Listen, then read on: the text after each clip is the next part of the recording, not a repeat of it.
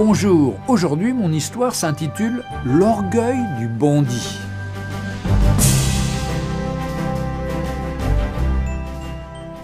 En Amérique du Sud, dans un certain pays, il y avait un homme qui s'était enrichi grâce au trafic de la drogue.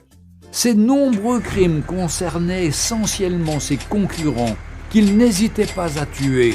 Mais à chaque fois qu'il comparaissait au tribunal, il était toujours innocenté. Son secret ?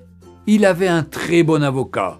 Ce dernier était capable de convaincre n'importe quel jury de l'innocence de son client, quel que soit le crime dont il était accusé. Après chaque procès remporté, l'avocat exhortait son client d'abandonner ses crimes et de changer. Ce dernier rétorquait « Je te paie pour me défendre, pas pour me conseiller ».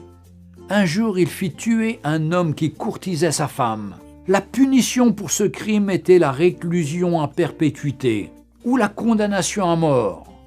Lorsque l'affaire fut appelée devant la cour, il appela son avocat qui, une fois de plus, convaincut le jury de l'innocence de son client. En effet, bien que l'affaire fût difficile et malgré de nombreux témoignages et de preuves, il gagna le procès et son client rentra chez lui tranquillement. Comme d'habitude, l'avocat conseilla le client « Cher ami, il se peut qu'un jour je ne sois pas là. Pour toi, change ton attitude. Et attention, je suis ton patron et non ton fils. Va donner tes conseils ailleurs, lui répondit son riche client avec orgueil. Un jour, il récidiva en tuant un pasteur qui militait contre le trafic des drogues. Mais quelque chose s'est passé, bien que l'affaire était difficile et très compliquée. Mais il était tellement sûr de son avocat qu'il appela ses amis, ses parents, sa femme et ses enfants pour assister au procès afin de voir comment il va humilier les juges et le ministère public. Alors qu'il se rendait au tribunal, il appela son avocat. Ce dernier lui rassura qu'il était en route et qu'il arrivait déjà.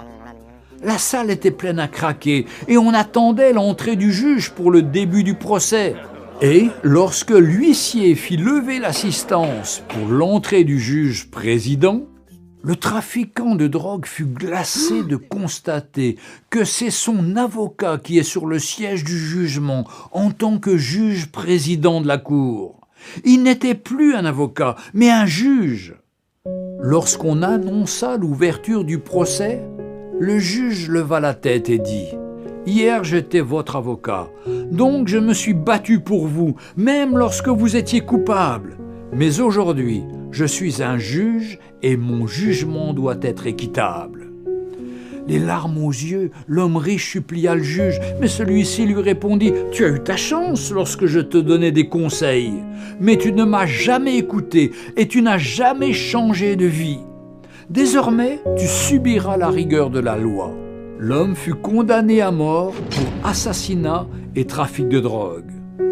Chers amis, toi qui pratiques le péché, le mensonge, l'hypocrisie, la fornication, les meurtres, l'animosité, les querelles, l'occultisme, l'alcoolisme, etc., etc. Aujourd'hui, Jésus-Christ est ton avocat auprès du Père. Il te conseille de changer, de te repentir, de te convertir avant qu'il ne soit trop tard et que tu rejettes sa voix.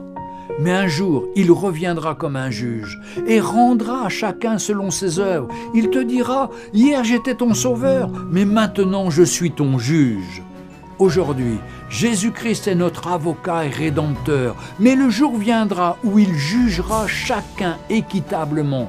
Jésus-Christ revient bientôt. Retrouvez Un jour une histoire sur www.365histoire.com.